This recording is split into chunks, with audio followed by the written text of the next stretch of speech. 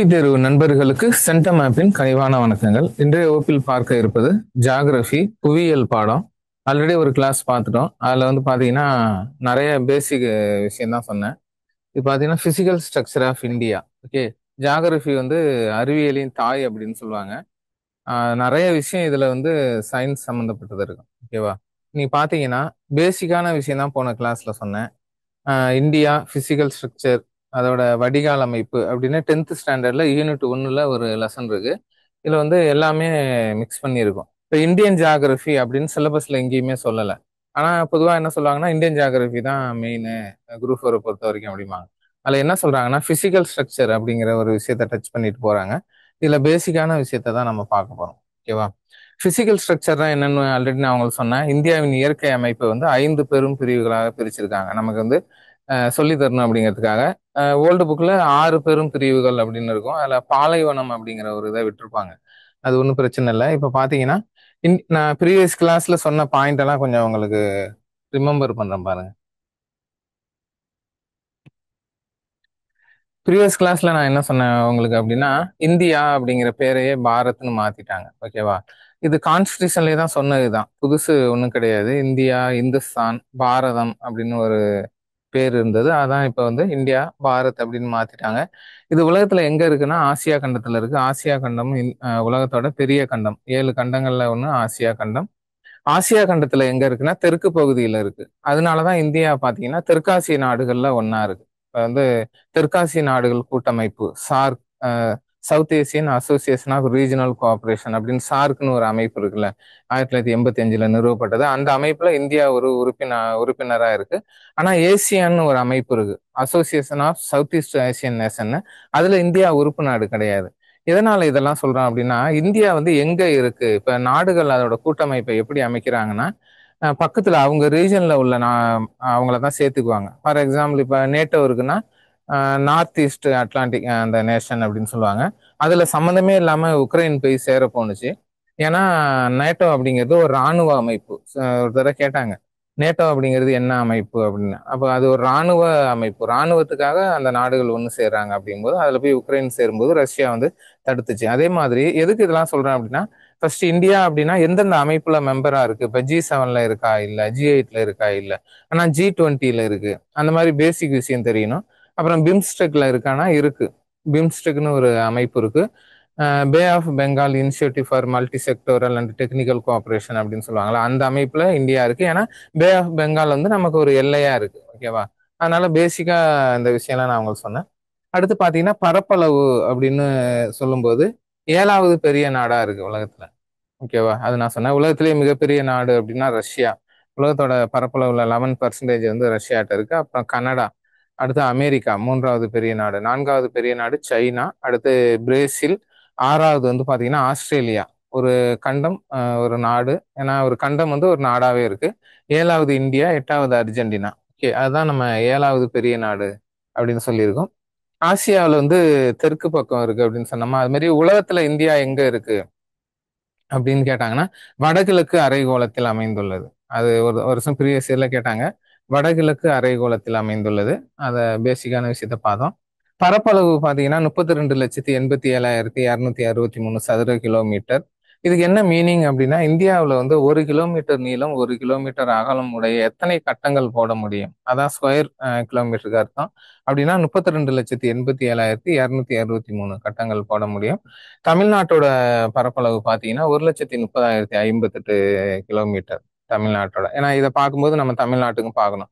இப்போ for example பார்த்தீங்கன்னா இந்தியாவில் நிலவும் காலநிலை, இல்லைன்னா இந்திய காலநிலை எவ்வாறு அழைக்கப்படுகிறது அப்படின்னு ஒரு வருஷம் கேட்டாங்க. அயனமண்டல பருவக்காற்று காலநிலை அப்படின்னு சொல்லுவாங்க. இந்திய காலநிலை அயனமண்டல பருவக்காற்று காலநிலை எனப்படும். அடுத்த வருஷம் பாத்தீங்கன்னா தமிழ்நாட்டின் காலநிலை எவ்வாறு அழைக்கப்படுகிறதுன்னு கேட்டாங்க அடுத்த எக்ஸாம்ல. அதனாலதான் நம்ம இந்தியா பார்க்கும்போது தமிழ்நாட்டையும் பாத்துக்கணும். தமிழ்நாட்டுல அயனமண்டல அல்லது வெப்பமண்டல காலநிலை என அழைக்கப்படும் தமிழ்நாடு.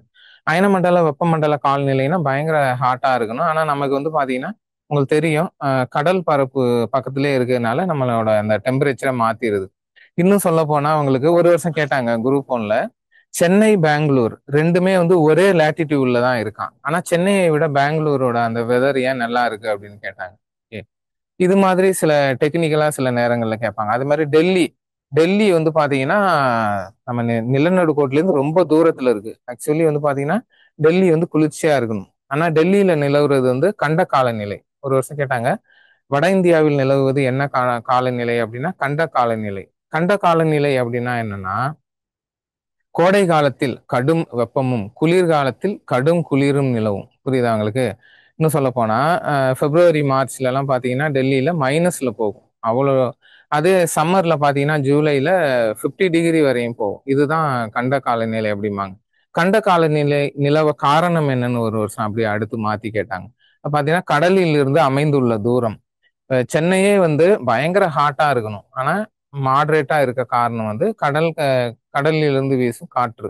தெரியல, நிலக்காற்று, கடல் காற்று அப்படின்னு சொல்லுவாங்க. அந்த மாதிரி உங்களுக்கு பேசிக்கான விஷயம் தான் போன கிளாஸ்ல சொன்னோம். ஓகேவா? இப்ப பரப்பளவு அப்படின்னு பார்த்துட்டோம். அடுத்து 28 மாநிலங்கள், 8 யூனியன் பிரதேசங்கள். இதுல ரீசெண்டா 2019 பாத்தீங்கன்னா ஜம்மு காஷ்மீர் அதை உடைச்சு ஒரு யூனியன் பிரதேசம் ஒரு மாநிலமா மாத்தினாங்க. ஓகேவா? அதனால 8 மாநிலம், 8 யூனியன் பிரதேசம் அப்படிங்கிறது ஒரு பேசிக்கான விஷயம் தான் உங்களுக்கு தெரிஞ்சிருக்கணும். இன்னும் டெப்தா போகணும் அப்படின்னா அந்த ஸ்டேட் ஃபார்மேஷன் அதெல்லாம் கேட்பாங்க. ஆஹ் இந்தியாவின் 25வது மாநிலம் எது, அல்லனா எந்த சட்ட திருத்தம் மூலம் எந்த மாநிலம் உருவாக்கப்பட்டது, இல்லைன்னா பாத்தீங்கன்னா மைசூர் மாகாணத்திலிருந்து பிரிந்த மாநிலம் அப்படின்னா கர்நாடகா, மகாராஷ்டிரா, குஜராத் 1960 பிரிச்சாங்க. அது மாதிரி கொஞ்சம் டெப்தாவும் உங்களுக்கு தெரிஞ்சிருக்கணும். நம்ம இதுல வந்து பிசிக்கல் ஸ்ட்ரக்சர் பாக்குறதுனால நம்ம அதை கொஞ்சம் சைட்ல வச்சுட்டு வருவோம். அடுத்து பாத்தீங்கன்னா நில எல்லை, நீர் எல்லை அப்படிம்பாங்க. இதுக்கு என்ன அர்த்தம் அப்படின்னா, இந்தியாவை சுத்தி இப்ப நீங்க இமேஜின் பண்ணி பாருங்க. நம்ம வீடு இருக்கு, வீட்டை சுத்தி என்ன பண்றோம், ஒரு ஃபென்ஸ் போடுறோம், இல்லைன்னா ஒரு காம்பவுண்ட் வால் கட்டுறோமா? ஓகே. அதே இந்தியாவுக்கே இது நம்ம செய்யணும். அந்த மாதிரி ஒரு நெசசிட்டி இருக்கு. உங்களுக்கு நல்லா தெரியும். இந்தியா, பாகிஸ்தான், சைனா அந்த பார்டர் வந்து சேட்டலைட்ல பார்த்தா பிரைட்டா தெரியும். அதுக்கு என்ன காரணம் அப்படின்னா, கிட்டத்தட்ட ஒரு 1000 1500 கிலோமீட்டர் வந்து நம்ம என்ன பண்ணிருக்குன்னா டே நைட்ல ஃபுல்லா லைட் செட்டிங் பண்ணியிருக்கோம். பண்ணி ஃபென்ஸ் போட்டு பாதுகாத்து வரோம். அதான் சேட்டலைட்ல அவ்வளவு தெளிவா தெரியுது. ஏன்னா உலகத்துல எந்த ஒரு நாடுமே எல்லையை வந்து அப்படி செக்யூர் பண்ணல. ஏன்னா நமக்கு அப்படி ஒரு நெசசிட்டி இருக்கு. இப்போ வந்து பாத்தீங்கன்னா இந்தியா, அமெரிக்கா, கனடா அந்த பார்டர்லாம் ஒண்ணுமே இல்லை, வேலியே இல்லாத சில பார்டர்லாம் இருக்கு. இல்லைன்னா ஒரு ஃபென்ஸ் மாதிரி ஏதோ ஒன்று வச்சிருப்பாங்க. அந்த மாதிரி இருக்கும்போது இந்தியா சைனா பார்டர் வந்து அவ்வளோ இதா இருக்கும். அதுக்கு என்ன காரணம் அப்படின்னா, இந்தியாவோட அண்டை நாடு தொந்தரவுகள். அப்ப நில எல்லை, நீர் எல்லைனா நிலத்துக்கு பக்கத்துல நிலம் இருந்தா அது நில எல்லை. நம்ம நிலத்துக்கு பக்கத்துல கடல் இருந்துச்சுன்னா அதை வந்து நீர் எல்லை அப்படின்னு சொல்லுவாங்க. இப்போ வந்து நில எல்லை வந்து 15,200 கிலோமீட்டர்னு சொல்றாங்களா? இந்த 15,200 கிலோமீட்டர் வந்து 7 நாடுகள் ஷேர் பண்ணிக்கிறாங்க. இதை வந்து கொஸ்டின் ரிப்பீட்டடா கேட்கிற கொஸ்டின் என்னன்னா, இந்தியாவுடன் எந்த அண்டை நாடு அதிக நில எல்லையை பகிர்ந்து கொள்கிறது அப்படின்னு கேட்பாங்க. அது வந்து நிறைய பேர் மிஸ்டேக் பண்ணுவாங்க. சைனா இல்லைன்னா பாகிஸ்தான் அப்படிலாம் சொல்லுவாங்க. ஆனா பங்களாதேஷ் தான் இந்தியாவுடன் அதிக நில எல்லையை வந்து பகிர்ந்து கொள்கிறது. 4196 கிலோமீட்டர், 4196 கிலோமீட்டர்னு புக்ல இருக்கு. ஆனா நெட்ல பாத்தீங்கன்னா 4096 கிலோமீட்டர்னு இருக்கும். எஸ்எஸ்சி எக்ஸாம்ல எல்லாம் அதுதான் கரெக்ட். ஓகேவா? அந்த மாதிரி மிக குறைவான நில எல்லை பகிர்ந்து கொள்ளும் நாடு அப்படின்னா ஆப்கானிஸ்தான் 106 கிலோமீட்டர் தான் பகிர்ந்து கொள்கிறது. அண்டை நாடுகள் பத்தி கேட்டாங்கன்னா பேசிக்கா உங்களுக்கு தெரிஞ்சிருக்கணும். இப்ப வடமேற்கில் அப்படின்னா பாகிஸ்தான். ஓகேவா? வடமேற்கில். அடுத்து வந்து இந்த இது பேசிக்கா உங்களுக்கு தெரியும். கிழக்கே வங்காள விரிகுடா, மேற்கே அரபிக்கடல், வந்து கீழே இந்திய பெருங்கடல், இந்த 3 கடலால சூழப்பட்டது. வடக்கு வந்து இமயமலை இருக்கு. இமயமலை இப்ப தான் இப்ப நம்ம பார்ப்போம். கடவுள் தந்த சீன பெருஞ்சுவர் அப்படின்னே சொல்லுவாங்க. அவ்வளவு நன்மைகள் வந்து நமக்கு செஞ்சுக்கிட்டு இருக்கு இமயமலை. ஓகே. அடுத்து பேசிக்கான விஷயம் என்னன்னா, இந்த அண்டை நாடுகள் இதெல்லாம் பார்த்துக்கணும். மியான்மர் பத்தி நான் ஆல்ரெடி சொல்லிட்டேன். மியான்மருங்கிறது இந்தியாவோட ஒரு பகுதியா இருந்ததுதான். கவர்மெண்ட் ஆஃப் இந்தியா ஆக்ட் 1935 படி 1937 மியான்மர் வந்து இந்தியாவிலிருந்து பிரிக்கப்பட்டு தனி நாடாக அங்கீகரிக்கப்பட்டது. ஓகேவா? அந்த பேசிக்கான விஷயத்த பாருங்க. இந்த டிஸ்டன்ஸ் எல்லாம் சொன்னல, அதெல்லாம் இருக்கு பாருங்க.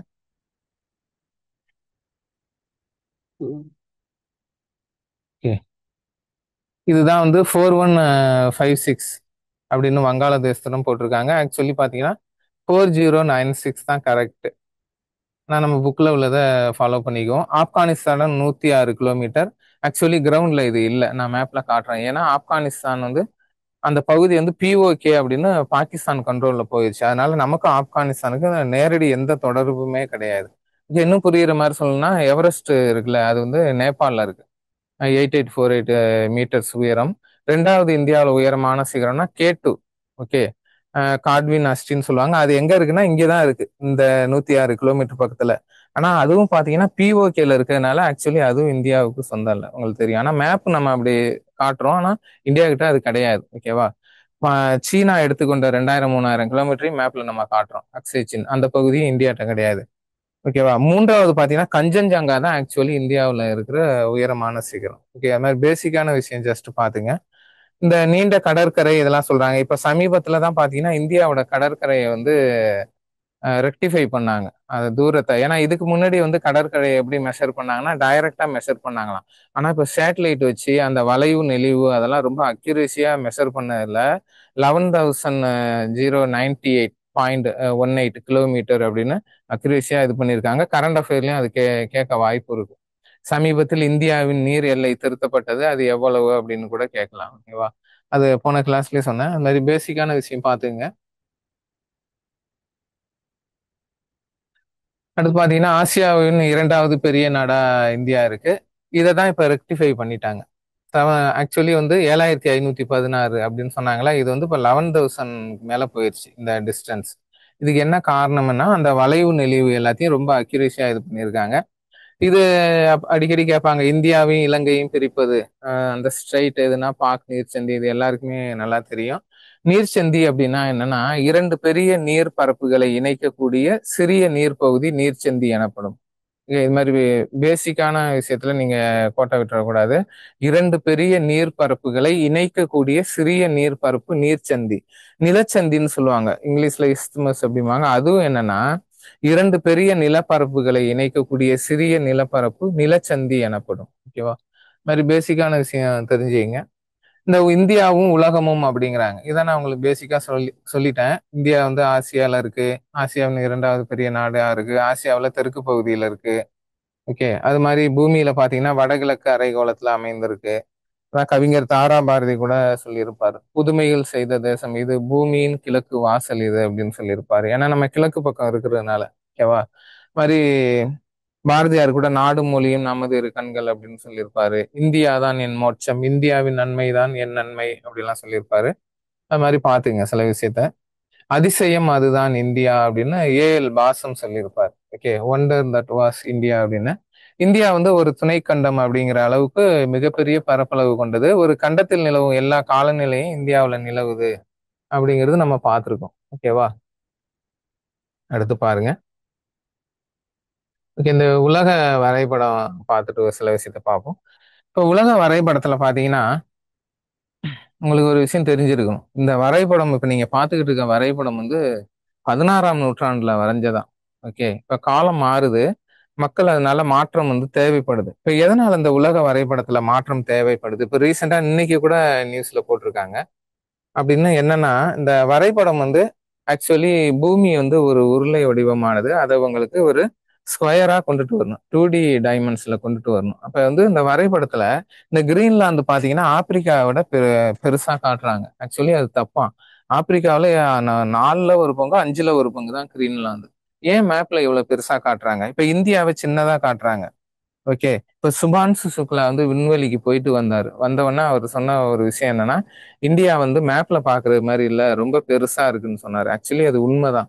ஏன்னா நிலநடுக்கோட்டு பகுதியில் உள்ள நாடுகளை சிறியதாகவும், வட துருவம் மற்றும் தென் துருவத்தில் உள்ள பகுதிகளை பெரியதாகவும் காட்டுவது போல உருவாக்கி இருக்காங்க. அதனால இப்ப ஆப்பிரிக்க நாடுகள்லாம் என்ன போர்க்கொடி தூக்குறாங்கன்னா, எங்க ஆப்பிரிக்க கண்டத்தை விட மற்ற நாடுகள்லாம் பெருசா இருக்கிற மாதிரி இருக்கு. அது உண்மைதான். ஏன்னா மேப்ல அப்படிதான் காட்ட முடியும்னு சொல்றாங்க. இதுக்கு இப்ப திருத்தம் வரப்போகுது. இந்த உலக வரைபடம் இன்னும் ஒரு சில வருடங்களை திருத்தி தரப்போறாங்க. அப்ப பாத்தீங்கன்னா இந்தியாவோட அளவெல்லாம் பெருசா இருக்கும். ஓகே, ஏன்னா அந்த மாதிரியே டைமென்ஷன்ல காட்ட முடியுது அப்படிங்கிறாங்க. இப்ப இங்க வந்து மேப்ல எப்பயுமே திசை கொடுத்திருப்பாங்க, வடக்கு தெற்கு கிழக்கு மேற்கு அப்படின்ட்டு.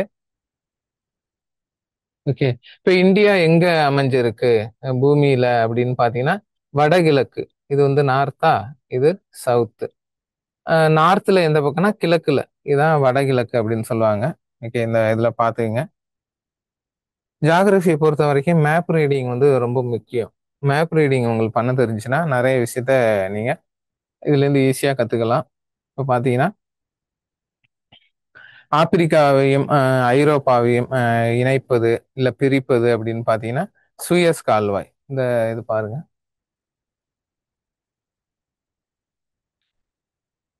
இந்த சூயஸ் கால்வாய் திறந்ததால் தான் இந்தியாவிற்கும் ஐரோப்பாவிற்கும் இடையிலான தொலைவு பார்த்தீங்கன்னா கிட்டத்தட்ட 7,000 கிலோமீட்டர் குறைந்தது. ஆக்சுவலி ஆங்கிலேயர்கள் ஃபர்ஸ்ட் வந்தது, வாஸ்கோடகாமா வந்ததெல்லாம் இந்த ரூட். ஓகே, வரைபடத்தில் உங்களுக்கு தெரியுதுன்னு நினைக்கிறேன். நான் கொஞ்சம் ஜூம் பண்ணி காட்டுறேன். ஓகே, சூயஸ் கால்வாய் திறப்பிற்கு பிறகு இந்திய வர்த்தகம் மேலும் வலிவடைந்தது, நலிவடைந்தது அப்படின்னு நம்ம படிச்சிருக்கோம்ல. அது காரணம் என்னன்னா, கப்பல்கள் வந்து இப்படி வந்த கப்பல்கள் இப்படி வர ஆரம்பிச்சிச்சு. ஓகே, இந்த ஹிப்பாலஸ் பருவ காற்று, இந்த நன்னம்பிக்கை முனை எல்லாம் ஆப்பிரிக்கால இங்க இருக்கு. ஓகே, இப்ப இந்திய பெருங்கடல், இந்திய பெருங்கடல் ஒரு நாட்டின் பெயரால் அழைக்கப்படும் பெருங்கடல் அப்படின்னா இந்திய பெருங்கடல் தான். பாத்துங்க. இப்ப வந்து இந்த பக்கம் பாத்தீங்க அப்படின்னா அரபிக்கடல், இந்த பக்கம் வங்காள விரிகுடா. வங்காள விரிகுடால வந்து அந்தமான் நிக்கோபார் தீவுகளும், மாலத்தீவு, மினிகாய் தீவு, லட்சத்தீவு, டையூ, டாமன் எல்லாமே அரபிக்கடல்ல தான் இருக்கு. இது மாதிரி பேசிக்கான விஷயம் நமக்கு தெரிஞ்சிருக்கணும். ஓகே, அடுத்து பாருங்க.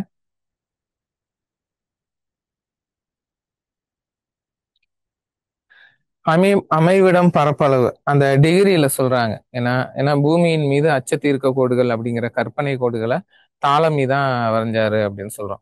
இந்த அச்சக்கோடுகள் மொத்தம் 181 அப்படிம்பாங்க. நிலநடு கோட்டையும் சேர்த்து 181. தீர்க்க கோடுகள் பாத்தீங்கன்னா 360. மொத்த தீர்க்க கோடுகள் வந்து 360. அச்சக்கோடுகள் வந்து பூமியில் தூரத்தை கணக்கிடவும், தீர்க்க கோடுகள் வந்து நேரத்தை கணக்கிடவும் பயன்படுகிறது. ஓகே, அது வந்து பாத்துங்க. 8 டிகிரி 4 மினிட் வட அச்சம் முதல் 37 டிகிரி 6 மினிட் வட அச்சம் வரை, அதாவது கன்னியாகுமரியிலேருந்து காஷ்மீர் வரை இந்த டிஸ்டன்ஸ். ஓகேவா. அடுத்து இது பாத்தீங்கன்னா அருணாச்சல்ல இருந்து இங்க ரேன் ஆஃப் கட்ச். ஓகே, அவங்களுக்கு கவுர்மோட்டி, கிபித்து டு கவுர்மோட்டிமாங்களா அந்த இடத்துக்குள்ள பரப்பளவு இதுதான். இது மாதிரி 8 டிகிரி 4 மினிட்ல இருந்து 13 டிகிரி 9 மினிட் வரை தமிழ்நாடு அமைந்துள்ளது. தமிழ்நாட்டுக்கு இது கேட்டாங்கன்னா நீங்க இப்படி சொல்லணும். இது பேசிக்கான விஷயம் தான். இந்தியாவின் தென்கோடி முனை அப்படிங்கிறது, வடகோடி முனை இந்திரா கோல், அதை நீங்க பார்த்துருக்கீங்க. அதை நான் ஆல்ரெடி சொல்லிட்டேன். ஓகேவா. அடுத்து இந்த அந்தமானையும் நிக்கோபாரையும் பிரிப்பது அப்படின்னு ஒரு வருஷம் கேட்டாங்க. 10 டிகிரி சேனல். 10 டிகிரி சேனல் தான் அந்தமானையும் நிக்கோபாரையும் பிரிக்கிறது. இந்திரா முனையையும் இந்தோனேஷியாவையும் பிரிப்பது. இந்திரா முனை பிக்மெலியன் பாயிண்ட் மாங்களா, அதையும் இந்தோனேஷியாவையும் பிரிப்பது 6 டிகிரி சேனல். மாலத்தீவு, மினிகாய் தீவு 8 டிகிரி சேனல். மினிகாய் தீவு, லட்சத்தீவு 9 டிகிரி சேனல். ஓகே, இதெல்லாம் ரொம்ப முக்கியம். புக்ல தான் இருக்கு, இதெல்லாம் பாத்துங்க. இதுல ஏதோ ஒண்ணு வந்து கேட்குறாங்க. ஓகே, அடுத்து பாத்தீங்கன்னா அதை தான் இங்க பேசிக்கா சொல்லியிருக்காங்க. கன்னியாகுமரிக்கும் காஷ்மீருக்கும் இடையே உள்ள தூரம் வந்து 3 to 14 கிலோமீட்டர். அது வந்து பாத்துங்க. அது மாதிரி அருணாச்சல் பிரதேஷ், குஜராத் அகலம். அருணாச்சல் பிரதேஷ், குஜராத் நம்ம அகலம் சொல்லலாம், இல்ல கிழக்கு மேற்குன்னு சொல்லலாம். அந்த தூரம் பாத்தீங்கன்னா 2933 கிலோமீட்டர். டிராபிக் ஆஃப் கேன்சர் 23 டிகிரியில போற டிராபிக் ஆஃப் கேன்சர் வந்து இந்தியாவை ரெண்டா பிரிக்குது. ஓகே, நம்ம ஆல்ரெடி சொன்னோம் 3.2 மில்லியன் சதுர கிலோமீட்டர் இந்தியாவோட பரப்பளவு, இல்லைன்னா 32 லட்சம் சொன்னல. இந்த கடகரேகை பார்த்தீங்கன்னா கீழே 16 லட்சம், மேல 16 லட்சம் அப்படிங்கிற அளவுக்கு இந்தியாவை சமமாக கடகரேகை பிரிக்கிறது. ஓகே, அந்த கடகரேகை வந்து 8 மாநிலங்கள் வழியாக பயணிக்கிறது. அதையும் கேட்பாங்க எந்தெந்த மாநிலங்கள் அப்படின்னு. Okay, MGR wife Janaki CM அப்படின்னு ஒரு ஷார்ட்கட் சொல்லுவாங்க. அதுல வந்து அந்த 8 மாநிலங்கள் வழியாக கடகரேகை பயணிக்கிறது. நான் கடகரேகை காட்டும் போது சொல்றேன் உங்களுக்கு.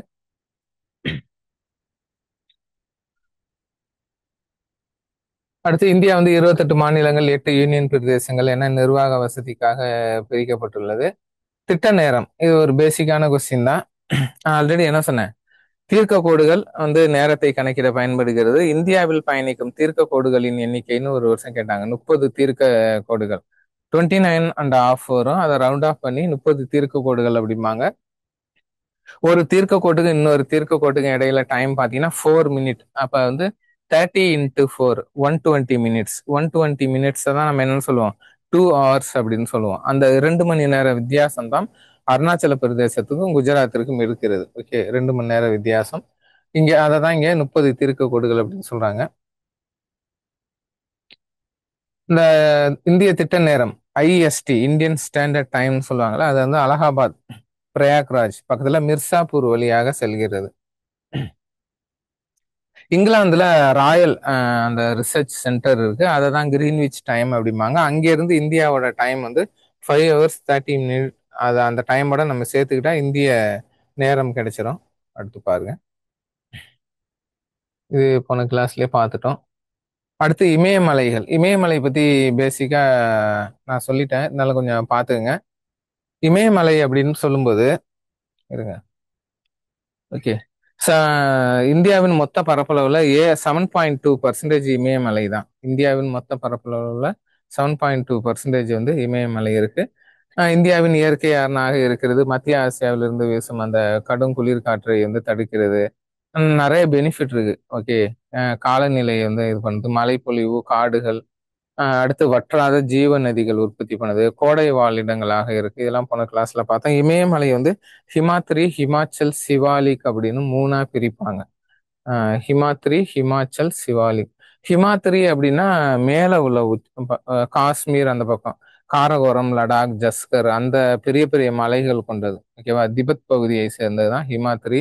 ஹிமாச்சல் அப்படிங்கிறது மத்திய இமயமலை. ஒரு வருஷம் கேட்டாங்க, உண்மையான இமயமலை என அழைக்கப்படுவது எதுனா மத்திய இமயமலைகள், 4000 to 6000 அந்த ஹைட்ல இருக்கும். சிவாலிக் அப்படிங்கிறது உயரம் குறைந்த 1500 மீட்டர்ல உள்ளது. சிவாலிக் இமயமலை அப்படின்னு பிரிப்பாங்க. ஓகே, அடுத்து பாத்தீங்கன்னா நான் சொல்லிட்டேன், இந்த புக்ல வந்து 5 பெரும் பிரிவுகள்னு இருக்கு. இதுல வந்து பாத்தீங்கன்னா இதுல பாலைவனத்தை வந்து காட்டல, பாலைவனத்தை சேர்க்கல, அதனால 5 பிரிவுகள். பாலைவனத்தை சேர்த்தாங்கன்னா 6 பெரும் பிரிவுகள் அப்படின்னு ஆயிருக்கும். இமயமலை எவ்வாறு உருவானது அப்படிங்கறதெல்லாம் போன கிளாஸ்ல சொல்லிட்டேன். ஓகேவா, டெத்திஸ் கடல் இருந்த இடம் தான் இன்னைக்கு வந்து இமயமலையாக இருக்கு. உலகின் கூரை என அழைக்கப்படுவது திபெத் பீடபூமி அப்படின்னு ஓல்டு புக்ல இருக்கு. இப்ப வந்து பாமீர் முடிச்சு அப்படின்னு சொல்றாங்க. இப்ப மலைத்தொடர் கூடும் அல்லது பிரியும் இடம் தான் முடிச்சு எனப்படும். இது ஒரு வருஷம் இதுல கேட்டாங்க, RRB எக்ஸாம்ல கேட்டாங்க. முடிச்சு, மலைத்தொடர்கள் கூடும் அல்லது பிரியும் இடம் முடிச்சு எனப்படும், பாமீர் முடிச்சு. ஓகேவா, அது வந்து ஒரு விஷயம் பாத்துங்க. அடுத்து நம்ம பார்க்கணும்னா, ஓகே, இது நான் அவங்க சொல்லிட்டேன் இமயமலை பத்தி.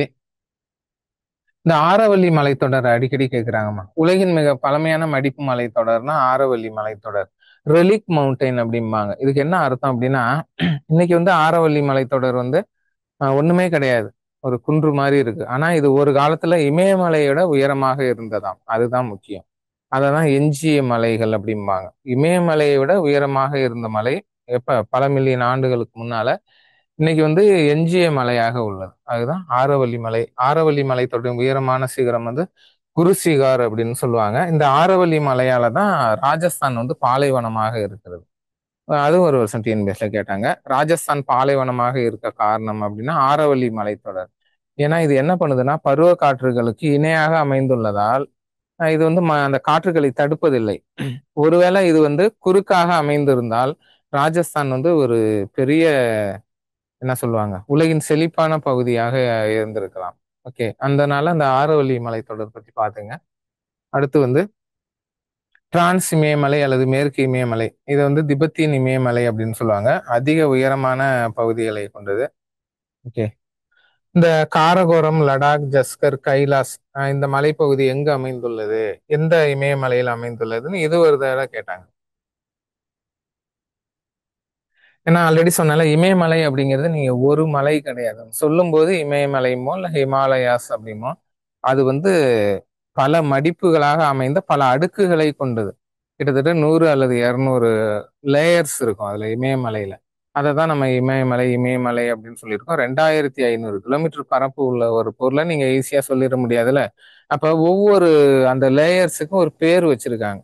அது மாதிரி உயரமாக உச்சத்துல இருக்கிறது தான் இந்த காரகோரம், லடாக், கைலாஸ், ஜஸ்கர் அப்படிங்கிறது. ஓகே, லடாக் அப்படிங்கிறது உங்களுக்கு தெரியும், தற்போது யூனியன் டெரிட்டரியா பிரிச்சிருக்காங்க. ஓகேவா, லடாக் இந்தியாவின் மிக உயரமான பீடபூமி அல்லது அப்படின்னு கேட்பாங்க. இல்லைன்னா பாலைவனம், மிகப்பெரிய பாலைவனம், குளிர் பாலைவனம் எது அப்படின்னா லடாக். ஓகே, அடுத்து பாருங்க.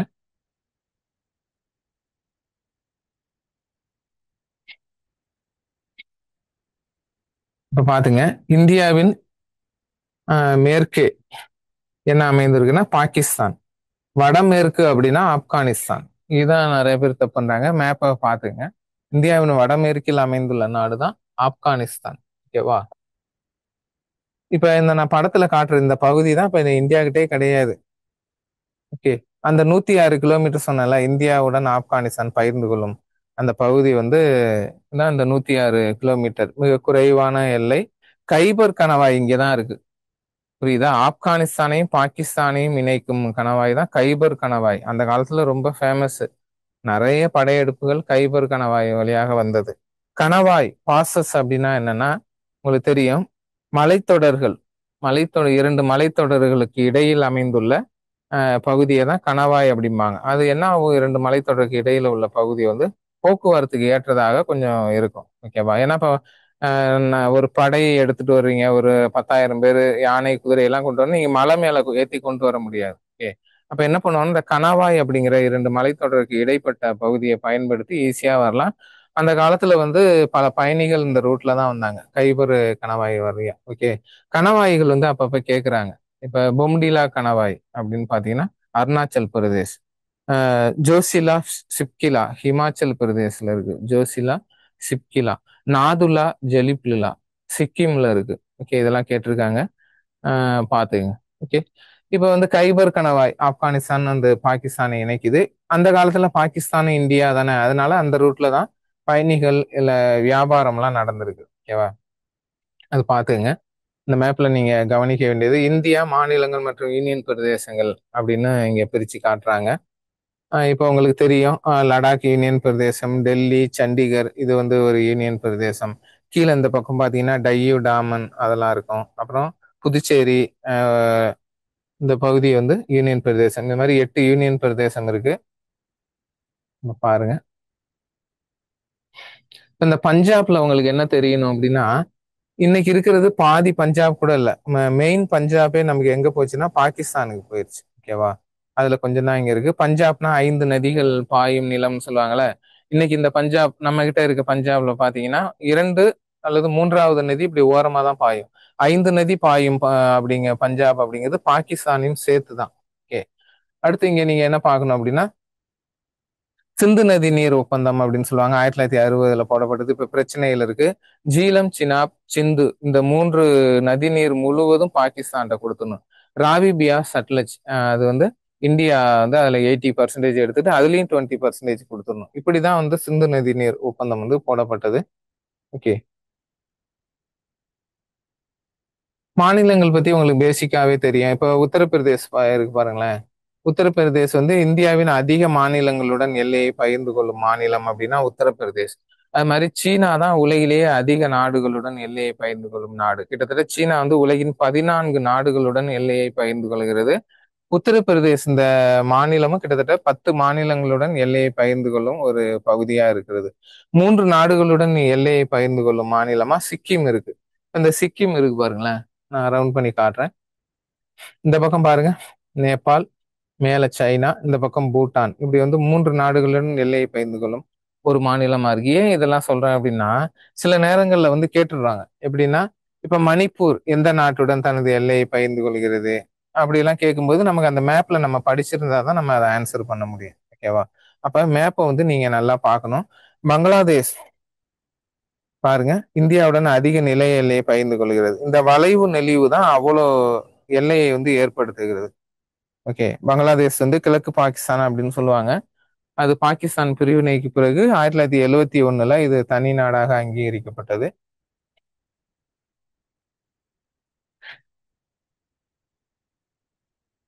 பாருங்க, இந்தியாவின் மிகப்பெரிய மாநிலம் ராஜஸ்தான், அடுத்து பாத்தீங்கன்னா மத்திய பிரதேஷ், அடுத்து மகாராஷ்டிரம் 3வது இடத்துல இருக்கு. இதுலதான் தமிழ்நாடு வந்து 10வது இடத்துல இருக்கு. ஓகே. இதுல நீங்க என்ன பார்க்கணும் அப்படின்னா, கிழக்கே வங்காள விரிகுடா, மேற்கே வந்து அரபிக்கடல். அரபிக்கடல் பக்கம்தான் லட்சத்தீவுகள், டையூ டாமன், மாலத்தீவு, இப்படி எல்லாமே இந்த பக்கம் தான் இருக்கு. ஓகேவா? இப்ப வங்காள டையூ டாமன்லாம் இங்க இருக்கு பாருங்க, குஜராத் பக்கத்துல. ஓகேவா? இப்ப வந்து கிழக்கே வங்காள விரிகுடா பக்கம் பாத்தீங்கன்னா அந்தமான் நிக்கோபார் இந்த தீவுகள்லாம் இந்த பக்கம் தான் இருக்கு. ஓகே. அடுத்து ஸ்ரீலங்கா. சமீபத்துல ஒரு சர்வே எடுத்தாங்க, உலகின் அழகான தீவு எது அப்படின்னு பாத்தீங்கன்னா ஸ்ரீலங்காவை தான் செலக்ட் பண்ணியிருக்காங்க. உலகின் அழகான தீவு அப்படின்னா இந்த நம்ம இலங்கையை வந்து செலக்ட் பண்ணியிருக்காங்க. இதுதான் அந்த பகுதி. இந்த பகுதினா பாக் நீர்ச்சந்தி அப்படிம்பாங்கல்ல. 2 பெரிய நீர்ப்பரப்புகளை இணைக்கும் சிறிய நீர்ப்பரப்பு தான் நீர்ச்சந்தி அப்படின்னு சொல்லுவாங்க. ஓகே. அடுத்து பாத்தீங்கன்னா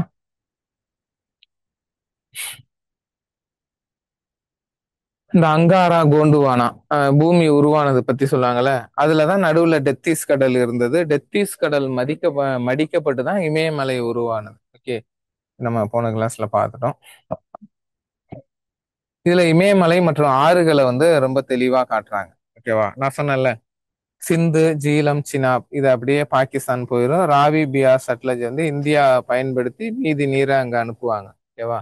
காரகோரம், லடாக், ஜஸ்கர் இந்த மலைத்தொடர்லாம் இங்கேதான் இருக்கு. மேற்கு மலைத்தொடர்கள் அது டிரான்ஸ் இமாலயன்ஸ் அப்படின்னு சொல்லுவாங்க.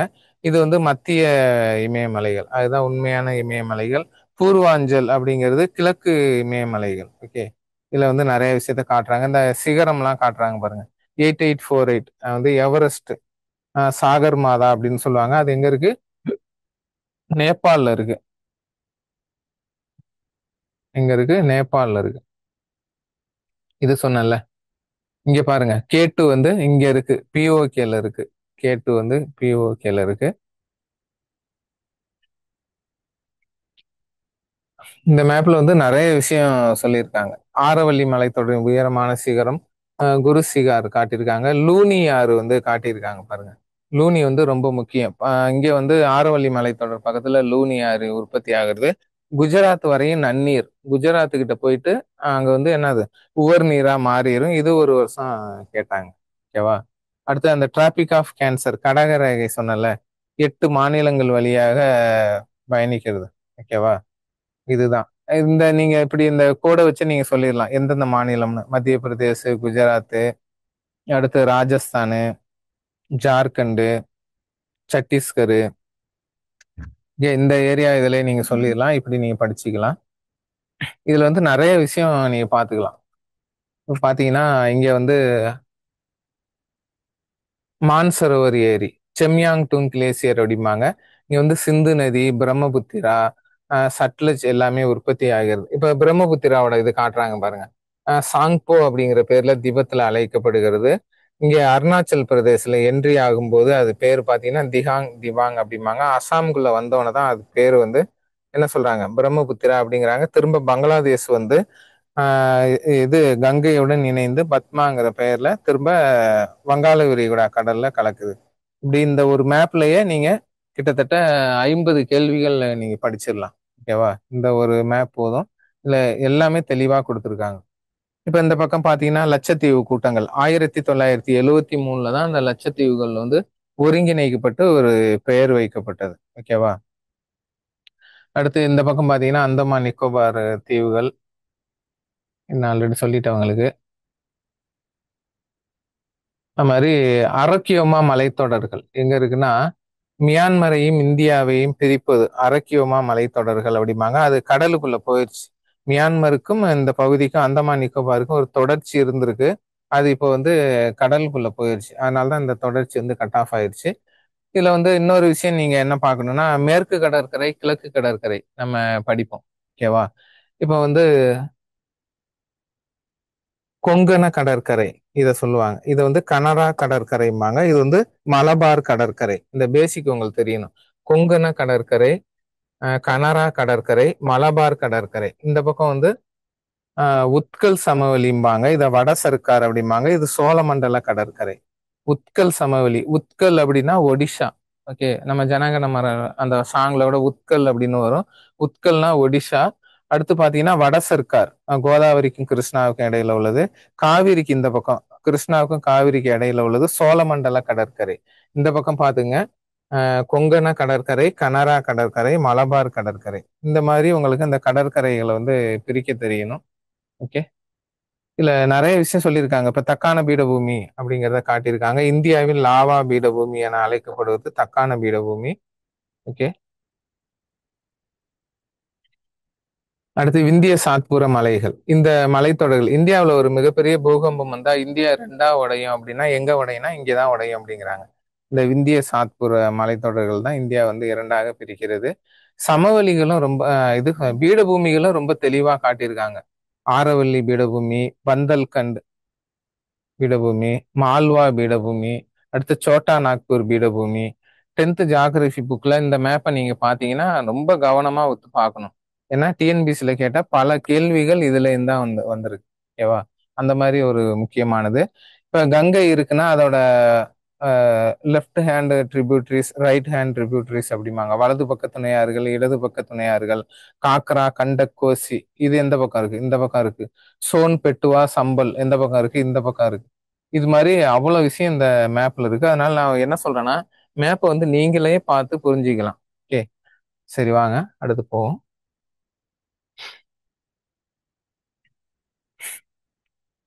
இமயமலை தான் நம்ம சொல்லிட்டோம் எப்படி பிரிக்கிறாங்க அப்படின்னா அதுல ரொம்ப முக்கியமானது வந்து மத்திய இமயமலை. அதை தான் உண்மையான இமயமலை அப்படின்னு சொல்லுவாங்க. சிகரங்கள் பல உயரமான 9 சிகரங்கள் வந்து இமயமலையில தான் இருக்கு. அதை பார்த்துட்டோம். பூர்வாஞ்சல் அப்படிங்கிறது கிழக்கு பக்கம் உள்ளது. ஓகேவா? பாத்துங்க. ஓகே, அந்த திசைகள் அது வந்து உங்களுக்கு தெரியணும். ஹிந்தியில திசைகள் சொல்லுவாங்க. ஆஹ் உத்தர், பூரப், தச்சிம், பச்சிம் அப்படி சொல்லுவாங்க. உத்தர், தச்சின். தச்சின் அப்படின்னா தெற்கு, உத்தர்னா வடக்கு. இப்போ உத்தரப்பிரதேஷ் எங்க இருக்கு? அந்த இதுல பாத்தீங்கன்னா வடக்கு இருக்கு. உத்தரப்பிரதேஷ், உத்தரகாண்ட்லாம் வடக்கு பக்கம் இருக்கு. தட்சிண பிரதேசம் இல்லைன்னா தட்சிண காந்தி, தட்சிண கங்கா அப்படின்னு கோதாவரியை சொல்லுவாங்க. தட்சிண காந்தின்னு ராஜாஜியை சொல்லுவாங்க. இதெல்லாம் தெற்கு பக்கம் இருக்கு. பச்சிம் அப்படின்னா மேற்கு பக்கம். பூரப் அப்படின்னா கிழக்கு பக்கம். ஓகேவா? இந்த பூர்வாஞ்சல் அப்படிங்கிறது கிழக்கு பக்கம் உள்ள இமயமலை தொடர்கள். ஓகே, ஏன்னா அந்த வார்த்தைக்கு தான் மீனிங், அதை நீங்க பாத்துக்கணும். அடுத்து இமயமலையோட முக்கியத்துவம் சொல்றாங்க.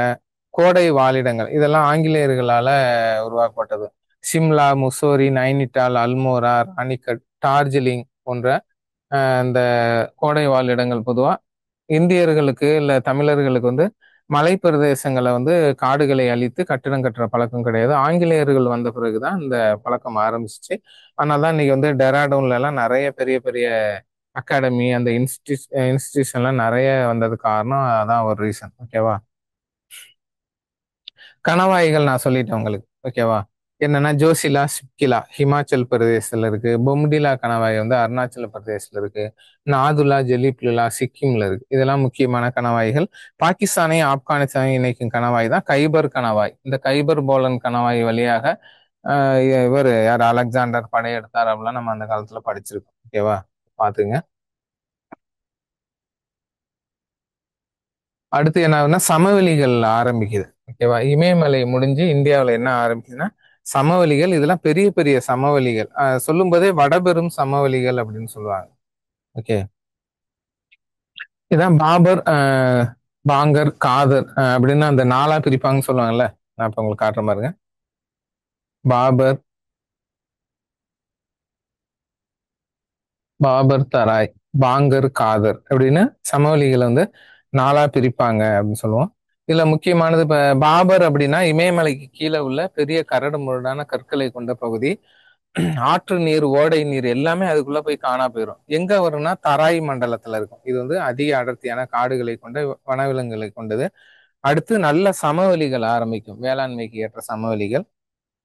பாங்கர் அப்படிங்கிறது பழைய வண்டல் படிவுகள். காதர் அப்படிங்கிறது புதிய வண்டல் படிவுகள். இந்த சமவெளிகள் முடிஞ்சோன்னு தான் என்ன வரும் அப்படின்னா டெல்டாக்கள் வரும். ஏன்னா கங்கை பிரம்மபுத்திராலையும் டெல்டா இருக்கு. ஆறுகள் கடலில் கலக்கும் போது டெல்டாவை உருவாக்குமா. அப்ப உலகின் மிகப்பெரிய கங்கை பிரம்மபுத்திரா டெல்டாலாம் அதுக்கு கீழே தான் வரும். சமவெளிகளையே பாருங்க, ராஜஸ்தான் அந்த பக்கத்துல. ஓகே, இப்ப பாத்தீங்கன்னா ராஜஸ்தான் சமவெளின்னு கொடுத்துருக்கு. இப்ப நிறைய பேர் என்ன நினைப்பாங்கன்னா ராஜஸ்தான்னாலே பாலைவனம் அப்படின்னு நினைப்பாங்க. அது தப்பு. இந்தியாவின் மிகப்பெரிய மாநிலம் ராஜஸ்தான். 2/3 தான் பாலைவனம், ஒரு பங்கு வந்து வளமான பகுதி. அதுலதான் இந்த வளமான ஆறுகள், ராஜஸ்தான்லயும் ஆறுகள் பாயுது, வளமான பகுதியா இருக்குது. இந்த ராஜஸ்தான் தார் பாலைவனம் அதை பத்தி நம்ம இங்க பார்த்துடணும். இதுல பாத்தீங்கன்னா பகல் நேரங்கள்ல அதிக வெப்பமும் இரவு நேரங்கள்ல கடும் குளிரும் நிலவும் தார் பாலைவனத்துல. ஓகேவா? உலகின் 7வது பெரிய பாலைவனமாக இருக்கிறது. 1,75,000 சதுர கிலோமீட்டர் இந்த ராஜஸ்தான் இந்த சமவெளி வந்து பரவி இருக்கிறது. இந்த லூனி ஆறு இங்கதான் உற்பத்தியாக போகுது. சரஸ்வதி நம்ம சிலப்பதிகாரத்துல வந்து சரஸ்வதி நதியை போற்றி புகழ்ந்திருப்பாங்க 2000 வருஷத்துக்கு முன்னால. ஆனா இன்னைக்கு காணா போயிடுச்சு சரஸ்வதி. ஓகேவா? இந்த திரிவேணி சங்கமம்பாங்க. கங்கா யமுனா சரஸ்வதி. சரஸ்வதி இருந்து அடையாளம் தெரியாத அளவுக்கு போயிடுச்சு. ஓகேவா? இப்போ வந்து கங்கா இருக்கு, யமுனா இருக்கு, கண்ணால பாக்குறோம். ஆனா சரஸ்வதி இல்ல. அதை இங்க மென்ஷன் பண்றாங்க. ஓகேவா? சரஸ்வதி ஆற்று படிவுகள்ல இருந்துச்சுன்னா, ஆனா இன்னைக்கு சரஸ்வதி கிடையாது. அதை பாத்துங்க.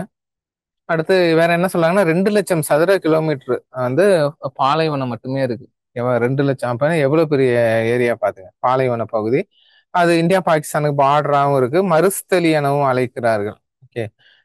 மழை வந்து ஆண்டுக்கு ஒரு முறை பெய்யும், இல்ல பெய்யாம கூட இருக்கட்டும். பிலோ 5 சென்டிமீட்டர் ரெயின்ஃபால் ஜெய்சல்மர் அந்த பகுதியில. ஓகேவா? இந்தியாவிலே மிக குறைந்த மழை பெறும் பகுதினா ஜெய்சல்மேர் அப்படின்னு சொல்லுவாங்க. அதிக மழை பெறும் பகுதினா மவுண்ட் சின்ராம். ஓகேவா? ஆனா அதே மாதிரி லடாக் பகுதிகளில் மழையே பெய்யாது. அது வந்து குளிர் பாலைவனம். ஓகே. லடாக் பகுதியில மழையே பெய்யாது, குளிர் பாலைவனம். இங்க இது வந்து வெப்ப பாலைவனம். ஓகேவா? அங்கேயும் வந்து மழை கிடையாது. 5 சென்டிமீட்டர் கூட மழை கிடையாது. ஏன் வந்து லடாக் பகுதியில மழை கிடையாது அப்படின்னா, வெப்பநிலை மைனஸில் செல்லும் போது மழை பொழிவுக்கு பதிலாக என்ன இருக்குன்னா பனிப்பொழிவு நடக்கும். பனி வந்து ஸ்பாஞ்ச் மாதிரி அப்படியே பனிகள் வந்து விழுமே தவிர மழையாக மழை துளி விழவே முடியாது. அந்த மாதிரி ஒரு ரீஜன் அது. அடுத்து பஞ்சாப் ஹரியானா சமவெளி உங்களுக்கு நல்லாவே தெரியும். பயங்கர ஒரு வளமான பகுதி. பஞ்சாப் ஹரியானா இந்த பகுதி. கங்கை சமவெளி 3,75,000 சதுர கிலோமீட்டர் உள்ள மிகப்பெரிய சமவெளி கங்கை சமவெளி. பிரம்மபுத்திரா பாயும் பகுதிகளில் பிரம்மபுத்திரா சமவெளி இருக்கு. தீபகற்ப பீடபூமிகள். ஓகே. பீடம் பிளஸ் பூமியை தான் பீடபூமிம்பாங்க. அது உயர்வான பகுதி. இப்ப வடக்கு பகுதியில பீடபூமிகள் வந்து கிடையாது. மத்திய நிலப்பகுதியில நிறைய பீடபூமிகள் இருக்கு. அதுக்கப்புறம் என்ன பீடபூமி? தக்கான பீடபூமி இருக்கு. தக்கான பீடபூமி வந்து லாவா பீடபூமி அப்படின்னே சொல்லுவாங்க. பீடபூமியோட லாவா உறைஞ்சுதான் தக்கான பீடபூமி வந்துச்சு அப்படின்னு சொல்லுவாங்க. மாலவ பீடபூமி ஆரவல்லி பகுதியில் இருக்கு. பந்தல்கண்ட், பாகல்கண்ட், சோட்டா நாக்பூர் பீடபூமி. அடுத்து பெருசு வந்து நமக்கு தக்கான பீடபூமி. அந்த ஏரியாவை நிறைய ரீஜனா பிரிப்பாங்க. இப்ப தமிழ்நாட்டிலேயே பாத்தீங்கன்னா என்ன சொல்லுவாங்க, தருமபுரி பீடபூமி, மதுரை பீடபூமி, கோயம்புத்தூர் பீடபூமின்னு 3 பீடபூமி இருக்கு. இதையே வந்து இப்படி ரீஜனா பிரிக்கிறாங்க. ஓகேவா? கொஞ்சம் உயர்வான பகுதியை கொண்டிருக்கும். மொத்தம் இதுல 16 லட்சம், பாதிக்கு பாதி தீபகற்ப பீடபூமி அப்படின்னு பிரிக்கிறாங்க. ஓகே. இப்ப பாத்தீங்கன்னா வடமேற்கே ஆரவல்லி மலைத்தொடர், வடக்கு மற்றும் வடகிழக்கே பந்தல்கண்டு, அப்புறம் கைமூர், ராஜ்மஹால் குன்றுகள். ஓகே. இதெல்லாம் பீடபூமி பாத்துங்க. சுமார் 600 மீட்டர் உயரம் கடல் மட்டத்திலேருந்து. இப்ப தென்னிந்தியாவின் உயரமான சிகரம் வந்து ஆனைமுடி. இது ஒரு வருஷம் கேட்டாங்க பாத்துங்க. ஏன்னா நம்ம இந்த உயரமான எவரெஸ்ட், கஞ்சன்ஜங்கா அதுதான் கேட்பாங்கன்னு நம்ம நினைச்சிட்டு இருக்க நேரத்துல ஒரு வருஷம் அழகா கேட்டாங்க. தென்னிந்தியாவின் உயரமான சிகரம் ஆனைமுடி வந்து எவ்வளவு உயரம்னா 2695 மீட்டர் வந்து இந்த பீடபூமி வந்து இந்த உயரமான சிகரம். அடுத்து உங்களுக்கு தெரியும் தெர்மல் லேப்ஸ் ரேட் அப்படிம்பாங்க. இயல்பு வெப்ப வீழ்ச்சி அப்படின்னா என்னன்னா 1000 மீட்டர் உயரே சென்றால் 6.5 டிகிரி செல்சியஸ் வெப்பநிலை குறையும். 1000 மீட்டருக்கு 6.5 டிகிரி. இப்ப ஊட்டி இருக்குன்னு வச்சுங்களேன். ஊட்டி வந்து ஒரு 3000 கிலோமீட்டர் உயரத்துல இருக்கிறதுனால அப்ப எவ்வளவு நம்ம டெம்பரேச்சரோட இப்ப திருவாரூர், தஞ்சாவூர்ல 30 டிகிரி அப்படின்னா ஊட்டி வந்து 3000 கிலோமீட்டர் ஹைட்டுங்கும் போது 6.5 பிளஸ் 6.5 பிளஸ் 6.5 18, 19, 20 டிகிரி வரையும் வெப்பநிலை அங்க குறையும். அப்ப இங்க 30 டிகிரினா அங்க வந்து 10 டிகிரி இருக்கும். இப்படிதான் வந்து உயரமான பகுதிகளில் வெப்பநிலை ஏன் குறைவா இருக்குன்னா அதுதான் காரணம். 1000 மீட்டருக்கு 6.5 டிகிரி டெம்பரேச்சர் வந்து குறையும். அதனாலதான் மலைப்பகுதிகளில் அந்த ஒரு நல்ல காலநிலை நிலவுது. கடற்கரை பக்கத்துல அனல் காற்று வீச வேண்டும். ஆனால் அந்த கடல் நீரின் ஈரப்பதம் அந்த காற்றுனாலதான் அங்க வந்து என்ன பண்ணுது, பிரிட்டிஷ் காலநிலைம்பாங்க. பிரிட்டிஷ் காலநிலை கிளைமேட் அப்படிம்பாங்க. அதுக்கு என்ன காரணம், இப்ப சென்னையில எல்லாம் பயங்கர வெயில் அடிச்சாலும் அந்த கடல் காற்று நமக்கு இதமா இருக்கு அந்த ஈரப்பதத்தால. ஓகேவா? அடுத்து நம்ம பார்க்க போறது இந்த மத்திய உயர்நிலங்கள் இதெல்லாம் பார்த்துட்டோம். தக்கான பீடபூமி இந்தியாவின் லாவா பீடபூமி என அழைக்கப்படுகிறது. 7 லட்சம் சதுர கிலோமீட்டர் பரவி இருக்கு. திணைப்பயிர்கள் வளர ஏற்றது. உங்களுக்கு தெரியும் கர்நாடகா, தமிழ்நாடு இந்த பகுதியெல்லாம் இதுல மைய பகுதியா இருக்குது. ஓகே. அடுத்து வந்து மேற்கு தொடர்ச்சி மலைகள். மேற்கு தொடர்ச்சி மலைகள் அப்படின்னா என்னன்னா அரபிக்கடலுக்கும் அந்த இதுக்கும் இடையில அமைஞ்சிருக்கிறது தான் மேற்கு தொடர்ச்சி மலைகள் அப்படிம்பாங்க. மேற்கு தொடர்ச்சி நான் இந்த பக்கம் காட்டினால உங்களுக்கு கொங்கண கடற்கரை, கனரா கடற்கரை, மலபார் கடற்கரைன்னு கேரளா, கர்நாடகா, கோவா, மகாராஷ்டிரா பக்கம் காட்டினால மேப்ல அதுதான் மேற்கு தொடர்ச்சி மலைகள் அப்படிம்பாங்க. இது வந்து ஆனைமலை, ஏலக்காய் மலை, பழனி மலை, கொடைக்கானல் அந்த பக்கம் உள்ள மலைகள், முக்கியமான மலைகள், தொடர்ச்சியான வளமான மலைகள். ஓகேவா? மேற்கு தொடர்ச்சி மலை. ஆனா கிழக்கு தொடர்ச்சி மலைகள் இந்த பக்கம் வந்து பார்த்தோம்னா பச்சை மலை, கொல்லிமலை, ஏலக்காய் மலை அப்படி இப்படின்னு அந்த மாதிரி ஒரு சின்ன சின்ன மலைகள். இந்த மேற்கு உள்ளது மாதிரி கிடையாது. இந்த பக்கம் திக் ஃபாரஸ்ட் மேற்கு தொடர்ச்சி மலைகள். நிறைய வந்து பயோஸ்பியர் ரிசர்வ் இருக்கு. பந்திப்பூர், கர்நாடகா இது மாதிரி நிறைய டைகர் ரிசர்வ்ஸ் எல்லாம் இந்த பக்கம் இருக்கு. ஓகேவா? என்ன காரணம்? கிழக்கு தொடர்ச்சி மலைகள் வந்து தொடர்ச்சியான மலைகள் கிடையாது. கோதாவரி, கிருஷ்ணா, மகாநதி இந்த ஆறுகளால அழிக்கப்பட்டு பிட்டு பிட்டா இருக்கும். சிறிய காடுகள் வந்து அந்த அளவு கிடையாது. ஓகேவா? அதுதான் அந்த இது ரெண்டுத்துக்கும் உள்ள வித்தியாசம். மேற்கு தொடர்ச்சி மலைகள் வந்து சயாத்ரி, கிழக்கு தொடர்ச்சி மலைகளை பூர்வாத்திரிம்பாங்க. அது ஒரு வருஷம் கேட்டாங்க, அதையும் பார்த்துங்க. ஓகே. கிழக்கு தொடர்ச்சி மலை, மேற்கு தொடர்ச்சி மலை, அதை பார்த்துங்க. கடற்கரை சமவெளிகள் நான் உங்களுக்கு மேப்லயே அதை காட்டிட்டேன். மேற்கு கடற்கரை சமவெளி, கிழக்கு கடற்கரை சமவெளி, அதை வந்து நம்ம உங்களுக்கு அந்த மேப்ல காட்டிட்டேன். அடுத்து பாருங்க. ஓகே. இதான் நான் உங்களுக்கு சொன்னது. கொங்கண கடற்கரை, கனரா கடற்கரை, அதை பிரிச்சு காட்டேன். அடுத்து மலபார் கடற்கரை. ஓகே. இந்த வேம்பநாட்டு ஏரி பாத்துங்க.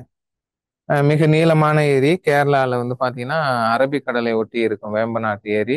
குட்டநாடுன்னு ஒரு பகுதி இருக்கு. இந்தியாவின் மிக தாழ்வான பகுதி அப்படின்னா குட்டநாடு கேரளால இருக்கு. கடலுக்கு கீழே இருக்கும் குட்டநாடு. அது ஒரு வருஷம் கேட்டிருக்காங்க. ஏன்னா இந்தியாவின் உயரமான பகுதி எது நமக்கு தெரியும், தாழ்வான பகுதி தெரியும்னா இந்த போட் ரேஸ்லாம் இந்த வேம்பநாட்டு லேக்ல தான் இங்கே தான் நடக்கும். ஓகேவா? அடுத்து பாத்தீங்கன்னா கிழக்கு கடற்கரை சமவெளி. உங்களுக்கு சொல்லிட்டேன். என்னன்னா இந்த வங்காளம், ஒடிசா, ஆந்திர பிரதேஷ், தமிழ்நாடு இந்த பகுதியில வந்து இது இருக்குது. உத்கல் சமவெளி, வட சர்க்கார் பாருங்க. மகாநதிக்கும் கிருஷ்ணா நதிக்கும் இடைப்பட்ட பகுதியை தான் வட சர்க்கார் அப்படிமாக, மகாநதிக்கு மேல உள்ளது உத்கல் சமவெளி அப்படின்னு சொல்லுவாங்க. காவிரிக்கு இடைப்பட்ட பகுதியை தான் சோழமண்டல கடற்கரை, கோரமண்டல் கோஸ்ட் அப்படின்னு சொல்லுவாங்க இங்கிலீஷ்ல. கோரமண்டல் கோஸ்ட், கோரமண்டல் எக்ஸ்பிரஸ்னே அந்த ஒரு ட்ரெயின் ஒன்று அதில் போகும், டெல்லிக்கு போகும். கோதாவரி கிருஷ்ணா ஆற்றுக்கு இடையே உள்ளது கொல்லேரி ஏரி. இதை ஒரு வருஷம் டிஎன்பிஎஸ்சியில் கேட்டாங்க. எல்லாமே புக்கில் உள்ளதுதான். கோதாவரிக்கும் கிருஷ்ணாவிற்கும் இடையே உள்ள ஏரி வந்து கொல்லேரி ஏரி. இது ஒரு நன்னீர் ஏரி. அது மாதிரி பழவேற்காடு ஏரி ஆங்கிலேயர்களால புலிக்காட்டு என அழைக்கப்பட்டது. தமிழ்நாடு ஆந்திரா எல்லையில் அமைந்துள்ளது. ஓகேவா?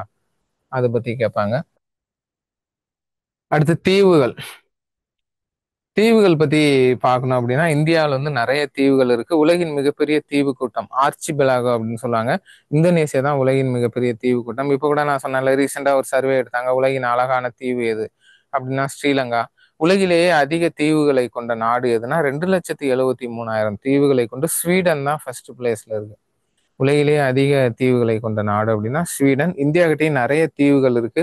அதுல ஒரு தீவு தான் கச்சத்தீவு. நம்ம ஸ்ரீலங்காவுக்கு விட்டு கொடுத்தோம். அந்த பிரச்சனை வந்து இன்னும் போயிட்டு இருக்கு. ஓகேவா? இப்ப தீவுகள் அப்படிங்கும்போது அந்தமான் நிக்கோபார் வந்து முக்கியமான தீவுகள். அதுல 572 தீவுகள் இருக்கு. அந்தமான் நிக்கோபார்ல எத்தனை? 572 தீவுகள். இதுல வந்து எத்தனை தீவுகள்ல மக்கள் வசிக்கிறாங்கன்னா 38 தீவுகள்ல தான் மக்கள் வசிக்கிறாங்க. அப்ப மற்ற பகுதியெல்லாம் என்னவா இருக்கு அப்படின்னா வனவிலங்குகள் மட்டும், விலங்குகள் மட்டும் வசிக்கக்கூடிய பகுதியா இருக்கு. 572ல 38 மட்டும் வசிக்கிறார்கள். மீதி என்ன இருக்கும் அப்படின்னா, சாரி, 572ல 38. ஃபர்ஸ்ட் தீவுகள்லாம் உங்களுக்கு புரிஞ்சிருக்கணும். கடல் அடி மலைத்தொடர் இருக்குல்ல, அதோட உச்சை தான் நம்ம தீவுகளுமோ. அதாவது நிலப்பரப்புல இருப்பது போலவே கடலுக்கு அடியிலும் மலை இருக்கிறது, மலைத்தொடர்கள் இருக்கிறது.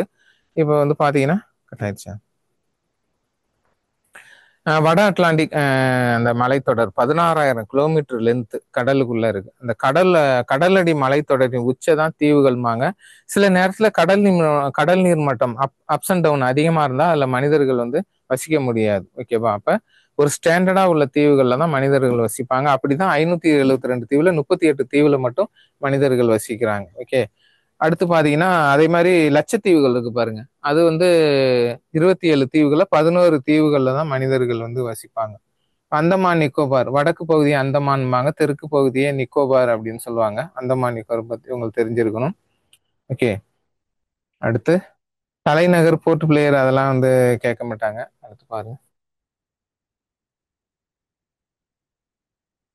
அது உயரமான சிகரம் சேடில் பீக். ஒரு வருஷம் எஸ்எஸ்சில கேட்டாங்க. அந்தமானின் உயரமான சிகரம் வந்து சேடில் பீக் அப்படின்னு சொல்லுவாங்க. ஓகே. அந்தமானையும் நிக்கோபாரையும் பிரிப்பதுதான் 10 degree channel.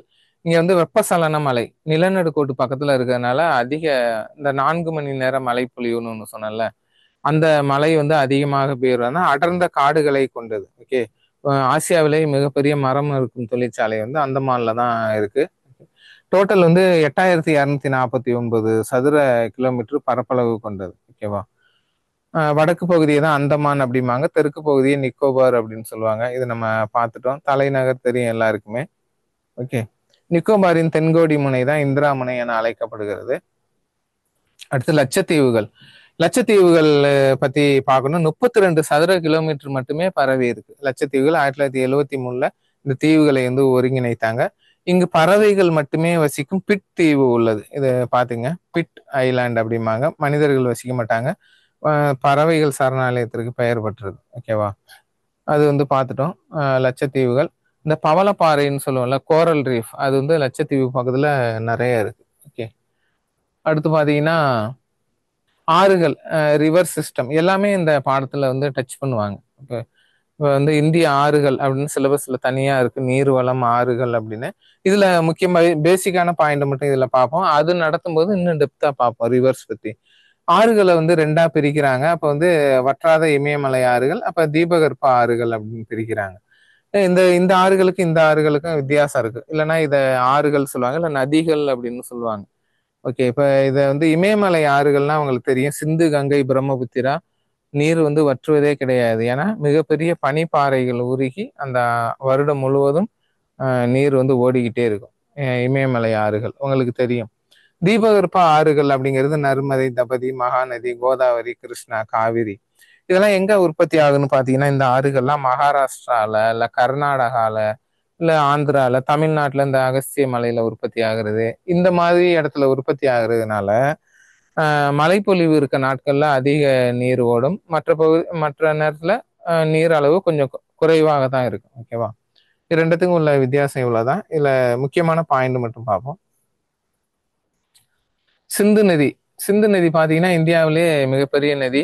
ஆனா இந்தியாவில் ஓடுறது வந்து 900 கிலோமீட்டர் தான். மீதி ஃபுல்லா பாகிஸ்தான்ல ஓடி அரபிக்கடல்ல வந்து சிந்து நதி கலக்கும். அதனாலதான் லைஃப் லைன் ஆஃப் அசாம் அப்படின்னு சொல்லுவாங்க.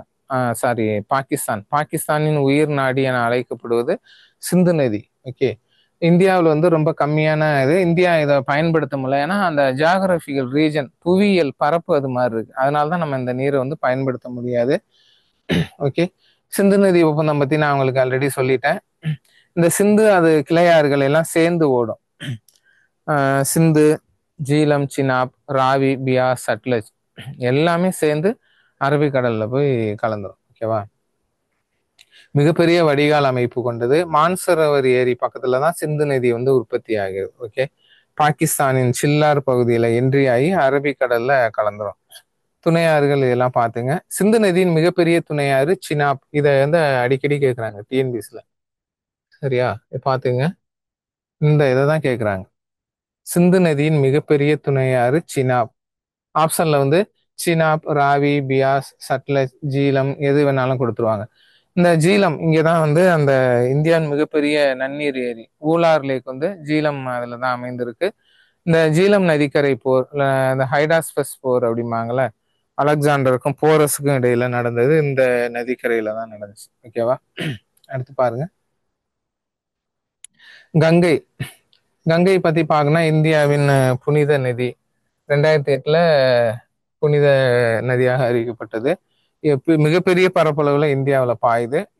2525 கிலோமீட்டர் இதோட நீளம். ஓகேவா. கங்கை நதிக்கரையில் அமைந்துள்ள நகரங்கள் அப்படின்னு சில நேரத்துல அது மாதிரி கொஸ்டின் கேட்பாங்க. எங்க உற்பத்தி ஆகுதுன்னா உத்தர்காசி மாவட்டத்துல, உத்தரகாண்ட் பக்கத்துல உற்பத்தி ஆகுது. பாகிரதி, அலக்நந்தா அப்படின்னு ரெண்டா உற்பத்தி ஆகி கங்கை அப்படின்னு ஒண்ணு சேரும். இப்போ வந்து இங்க பாத்தீங்கன்னா ஆறுகள் மட்டும் இங்க தெளிவா கொடுத்துருக்காங்க. ஓகேவா. இப்ப நம்ம சிந்து பார்த்தோம். இங்க பாத்தீங்கன்னா சிந்துவோட பெரும்பகுதி எங்க போகுது பாருங்க, பாகிஸ்தானுக்கு தான் போகுது. அது பார்த்தாலே தெரியுது. ஆனா கங்கை வந்து உற்பத்தி ஆகுறதும் இந்தியாவில தான். ஆனா கடைசியில வந்து பங்களாதேஷ் போகும். கங்கையும் இந்தியாவிலேயே வந்து கடல்ல கலக்காது, பங்களாதேஷ் போய் தான் கடல்ல கலக்கும். ஓகே, இதான் கங்கையோட இது பார்த்துங்க. வலது பக்க துணையாறு காக்ரா, கண்டக், கோசி இதெல்லாம் வந்து இடது பக்கம். இந்த சோன், சம்பல், பட்டுவா இதெல்லாம் பார்த்தீங்கன்னா வலது பக்கம் இருக்கும். ஓகே, பிரம்மபுத்திரா பத்தி நான் உங்களுக்கு சொல்லிட்டேன். பிரம்மபுத்திராவும் எங்க உற்பத்தி ஆகும் அப்படின்னா செமியாங்டுங் கிளேசியர் மான்சரோவர் ஏரி பக்கத்துல உற்பத்தி ஆகி திபெத் வழியாக வந்து அருணாச்சல்ல என்ட்ரி ஆயிட்டு அப்புறம் அஸ்ஸாம்ல வந்துட்டு திரும்ப பங்களாதேஷ் போய் பிரம்மபுத்திரா கடல்ல கலந்துரும். இப்போ ரீசெண்டா பாத்தீங்கன்னா சைனா ஆல்ரெடி பிரம்மபுத்திரால நிறைய அணைகள் கட்டியிருக்கு. உலகின் மிகப்பெரிய அணையை வந்து தற்போது பிரம்மபுத்திரால சைனா வந்து கட்டிக்கிட்டு வர்றாங்க. ஓகேவா, அது பாத்துங்க.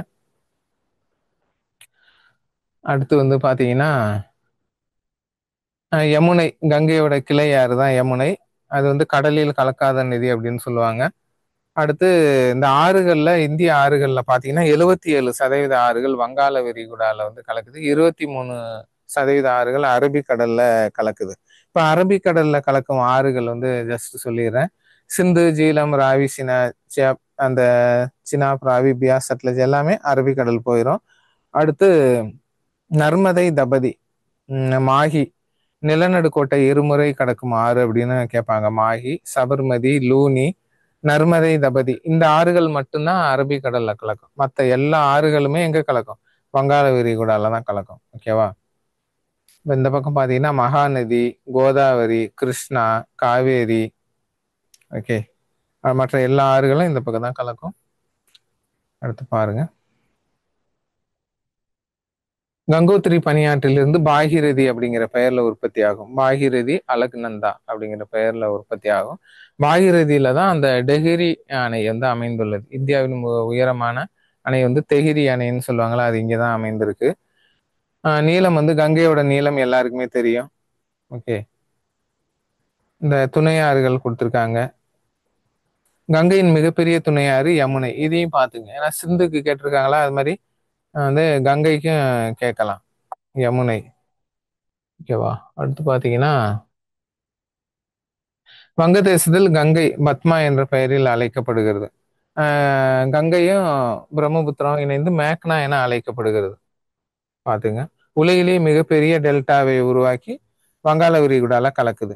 கங்கையும் பிரம்மபுத்திராவும் தான் மிகப்பெரிய டெல்டாவை உருவாக்குறதுனால அந்த சுந்தர்பன் அப்படிங்கிற அந்த காடுகள் வந்து அங்க உருவாகி இருக்கு. ஓகேவா, அத பாத்துங்க.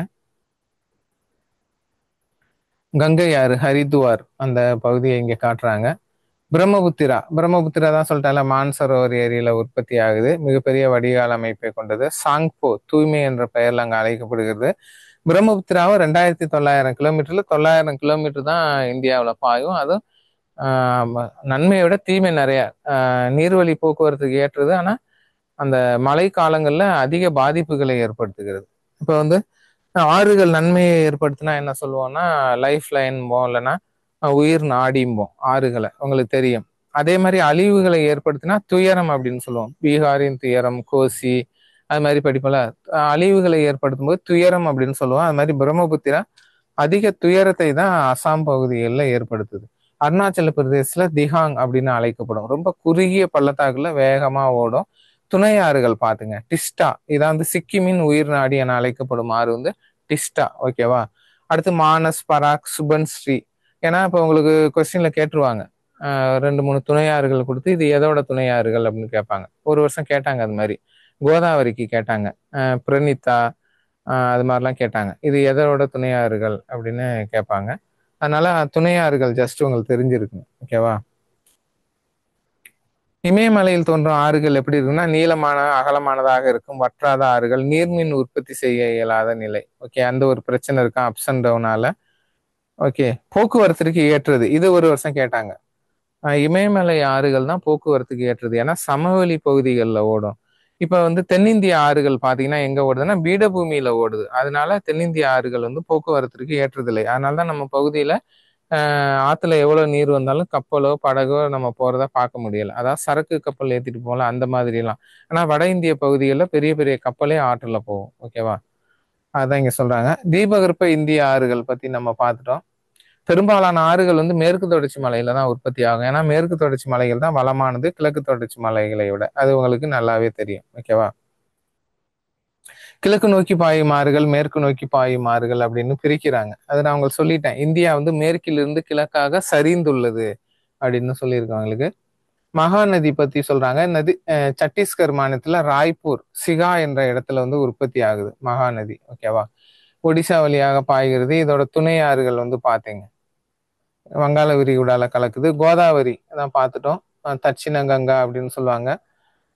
கோதாவரியை வந்து அது மாதிரி சொல்லுவாங்க. அடுத்து வந்து இது தென்னிந்தியாவின் மிக நீளமான நதியாக இருக்கிறது. மகாராஷ்டிரா மாநிலம் நாசிக்ல வந்து அந்த மலைத்தொடர்கள் வந்து பிரம்மகிரி மலைத்தொடர்கள்ல உற்பத்தி ஆகிறது. விருத்த கங்கா என அழைக்கப்படுகிறது. ஓகேவா? இது வந்து சென்னை வரைக்கும் இதோட நீர் வரும். ராஜமுந்திரிக்கு அருகில் கௌதமி வசிஷ்டா என 2 கிளைகளாக பிரிகிறது. இது ஒரு வருஷம் கேட்டாங்க. ராஜமுந்திரிக்கு அருகில் கௌதமி வசிஷ்டா என 2 கிளைகளாக பிரியும் ஆறு எதுனா கோதாவரி. எப்படின்னா நம்ம காவிரி வந்து கொள்ளிடம் காவிரின்னு திருச்சிக்கிட்ட வந்து பிரியுதுல, அதே மாதிரி. அதனால இதை கேட்டாங்க. கொல்லேரி ஏரி சொல்லிட்டேன். அடுத்து கிருஷ்ணா மகாராஷ்டிரா மாநிலத்துல மேற்கு தொடர்ச்சி மலையில மகாபலேஸ்வர் அப்படிங்கிற இடத்துல வந்து உற்பத்தி ஆகுது. ஓகேவா? இந்த கிருஷ்ணா நதி 2வது பெரிய நதி. கொய்னா, பீமா, மூசி, துங்கபத்ரா இதோட துணை ஆறுகள். இந்த கொய்னால டேம் கட்டும்போது தான் நிலநடுக்கம் வந்தது. ஓகேவா? கொய்னா டேம் கட்டும்போது நிலநடுக்கம் வந்தது. ஒரு வருஷம் டிஎன்பிசில கேட்டாங்க, எந்த நதிக்கு குறுக்கே கொய்னா அணை கட்டப்பட்டுள்ளதுன்னா கிருஷ்ணா நதியின் குறுக்கே அப்படின்னு கேட்குறாங்க. ஓகேவா? அடுத்து பாருங்க. காவிரி பத்தி உங்களுக்கு நல்லாவே தெரியும். காவிரி வந்து கர்நாடக மாநிலத்துல குடகு மலையில வந்து உற்பத்தி ஆகிறது. அடுத்து அது மேடான பகுதியும், அடுத்து தமிழ்நாட்டுக்குள்ள ஒகேனக்கல் பகுதியில என்ட்ரி ஆகுது. அதெல்லாம் நம்ம படிச்சிருக்கோம். சிவசமுத்திரம் நீர்வீழ்ச்சி, ஸ்ரீரங்கப்பட்டினம் எல்லாமே கர்நாடகால இருக்கு. ஓகேவா? தீவு பகுதி. தமிழ்நாட்டிலையும் ஸ்ரீரங்கம் போன்ற தீவுகளை ஏற்படுத்துகிறது. திருச்சிக்கு அருகே வந்து ஸ்ரீரங்கம் அந்த இடத்துல கொள்ளிடம் அப்படின்னு 2ஆ பிரியுது. ஓகே. இந்த கல்லணை வந்து கரிகால சோழனால கட்டப்பட்டது. பூம்புகாருக்கு அருகில் வந்து காவிரி என்ன பண்ணுது? கடலில் கலக்கிறது. ஓகேவா? அது நமக்கு நல்லாவே தெரியும். அடுத்து நர்மதை. மேற்கு நோக்கி பாயும் ஆறுகள்ல ரொம்ப முக்கியமானது நர்மதை. ஓகேவா? நர்மதை ஆறு. அடுத்து இதுல பாத்துங்க. அடுத்து தபதி. நர்மதையோட கொஞ்சம் சின்னது வந்து தபதி. அதையும் பாருங்க. பெட்டூல் மாவட்டத்துல முல்டாய் என்ற இடத்துல உற்பத்தி ஆகிறது. இந்த உற்பத்தி ஆகும் இடம் வந்து பொறுத்துக மாதிரியோ இல்ல டைரக்டாவோ கேட்குறாங்க. ஓகே. ஓகே. வற்றுமாறுகள். இப்போ வந்து பாட சுருக்கம். இப்போ வந்து லெசன் முடியுது. நான் சொல்லிட்டேன், இந்த லெசன்ல மட்டுமே நிறைய பேசிக்கான விஷயம். அடுத்தடுத்த பாடங்கள் வந்து ஒரு பர்டிகுலரான விஷயத்த பார்ப்போம். இதுல மட்டுமே எல்லா விஷயமும் கவர் பண்ணி வரும். ஓகேவா? அதனால இப்போ பாட சுருக்கத்துல பார்த்துவோம். இந்தியாவின் இயற்கை அமைப்புகள் 5 பெரும் பிரிவுகள், சில இடத்துல 6 பெரும் பிரிவுகள் இருக்கு. அதையும் பார்த்துங்க. இமயமலை எப்படி 3ஆ பிரிக்கிறாங்க, வடபெரும் சமவெளிகள் பார்த்துட்டோம். தீபகற்ப பீடபூமி எப்படி பிரிக்கிறாங்க, அதையும் பார்த்தாச்சு. ஓகேவா? இப்போ நம்ம என்ன பண்ண போறோம் அப்படின்னா, புக் பேக் கொஸ்டினுக்கு ஆன்சர் பார்த்துட்டு நம்ம இந்த லெசனை வந்து முடிச்சிருவோம். இந்தியாவின் வடக்கு மற்றும் தெற்கு பரவல். ஓகே. வடக்கு மற்றும் தெற்குனா கீழையும் மேலையும், அது வந்து எவ்வளவு தூரம் அப்படின்னு கேட்குறாங்க. அதுதான் 3214 கிலோமீட்டர். உங்களுக்கு கிழக்கு மேற்கு 2933 கிலோமீட்டர். ஓகேவா? இந்த எல்லை பகுதி இதை பார்த்துங்க. அடுத்து வந்து பீகாரின் துயரம் என அழைக்கப்படும். நான் சொன்னல, இப்போ ஒரு ஆறு வந்து நன்மை செய்தா உயிர் நாடிங்கிறாங்க. அந்த ஆற்றால தீமை ஏற்பட்டா வந்து என்ன சொல்லுவாங்க? துயரம். பீகாரின் துயரம் என அழைக்கப்படும் நதி வந்து கோசி. கோசி ஆறை தான் பீகாரின் துயரம் அப்படிம்பாங்க.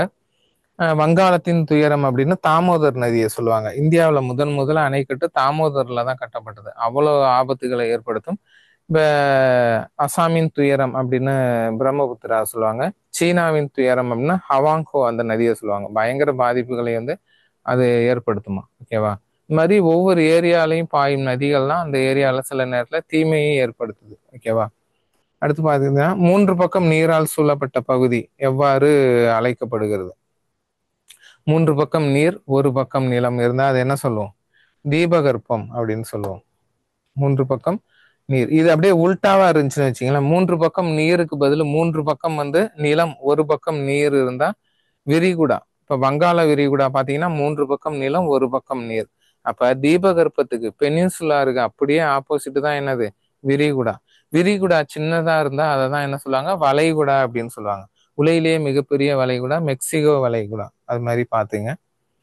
பாக் நீர்ச்சந்தி மற்றும் மன்னார் வளைகுடா டேசை இந்தியாவிலிருந்து பிரிக்கிறது அப்படின்னு பாத்தீங்கன்னா இலங்கை. இது எல்லாருக்குமே தெரியும், இது அடிக்கடி கேட்கிற கொஸ்டின் தான். தென்னிந்தியாவின் உயரமான சிகரம் ஆனைமடி 2695 மீட்டர். இது டிஎன்பிசில ஆல்ரெடி கேட்டாங்க. தமிழ்நாட்டின் உயரமான சிகரம் அப்படின்னா தொட்டபெட்டா. இந்த ஜிண்டாகாடா வந்து எந்த பகுதியோட உயரமான சிகரம் அப்படின்னு நீங்க சொல்லணும். ஜிண்டாகாடா அப்படிங்கிறது ஓகேவா.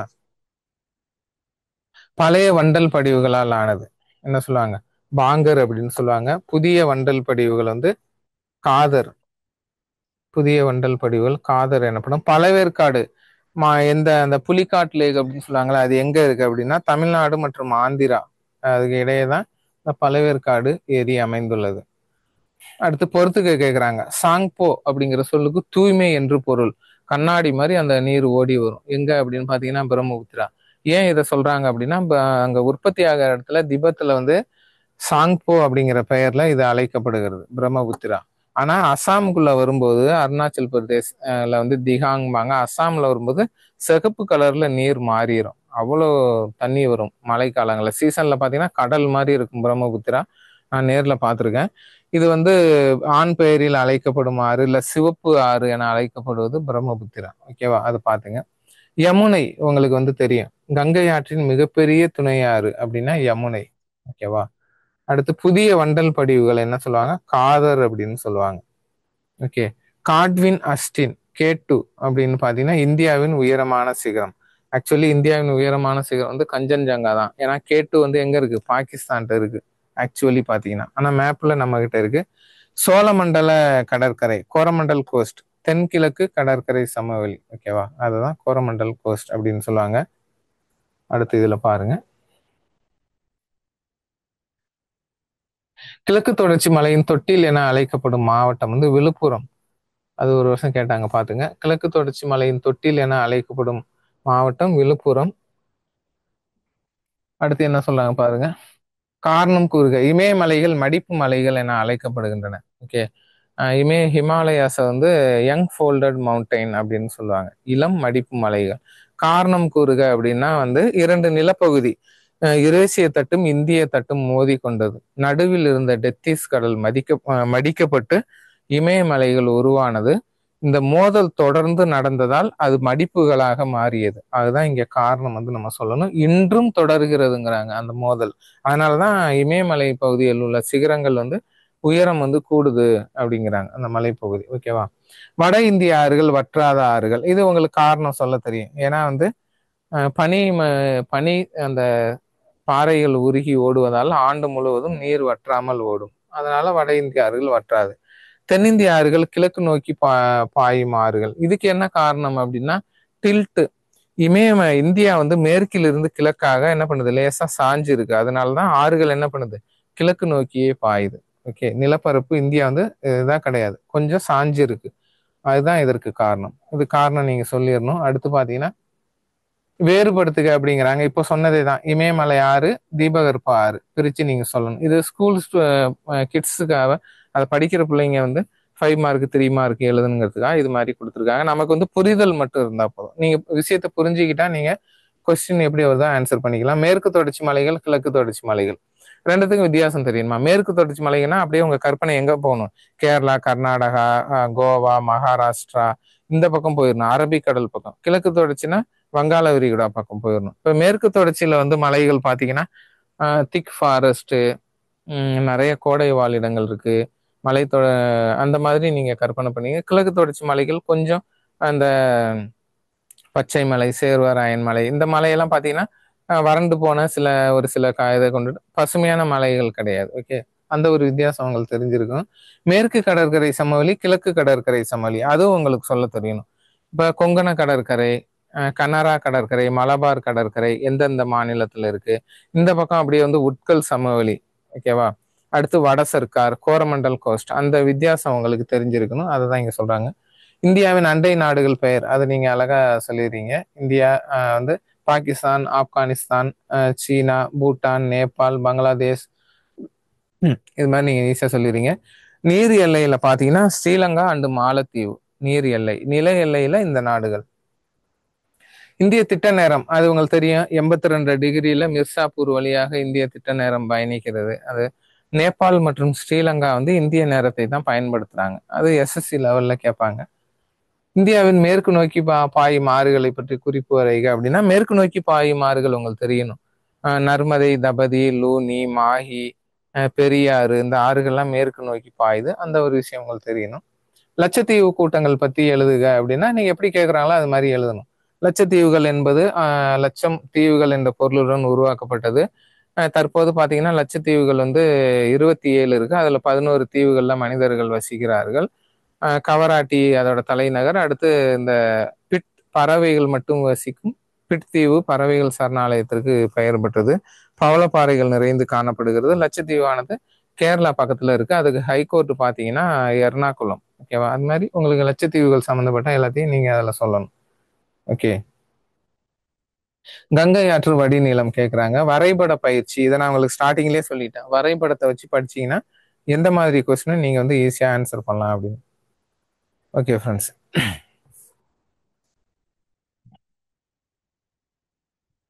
அடுத்து செய்முறை பயிற்சி இதெல்லாம் இப்போ குழந்தைங்களுக்கு கொடுத்துருக்காங்க. ஓகே ஓகே ஃப்ரெண்ட்ஸ், இதோட இந்த லெசன் முடிஞ்சிருச்சு. நான் சொன்ன ஆல்ரெடி நிறைய பேசிக்கான விஷயம் தான் நம்ம இந்த லெசன்ல பார்ப்போம் அப்படின்னு. அடுத்தடுத்த பாடங்கள்லாம் பார்த்தீங்கன்னா ஒரு பர்டிகுலர் டாபிக்ல இருக்கும். இந்த லெசன் மட்டும் இன்ட்ரோடக்ஷன் நிறைய விஷயங்கள் நம்ம பேசினதுனால இப்படி இருந்துச்சு. ஓகேவா? அதனால நீங்க ஃபர்ஸ்ட் பேசிக்கான விஷயத்துல ஸ்ட்ராங்கா இருந்தால் தான் அடுத்தடுத்த பாடங்கள் வந்து உங்களுக்கு புரியும். ஓகேவா? அதனால நல்லா படிங்க. எக்ஸாம் வந்து இன்னும் 30 நாள் தான் இருக்கு. நல்லா படிங்க. மீண்டும் ஒரு நல்ல வீடியோவில் சந்திப்போம். நன்றி, வணக்கம். Send a map. You dare to dream, we care to accomplish.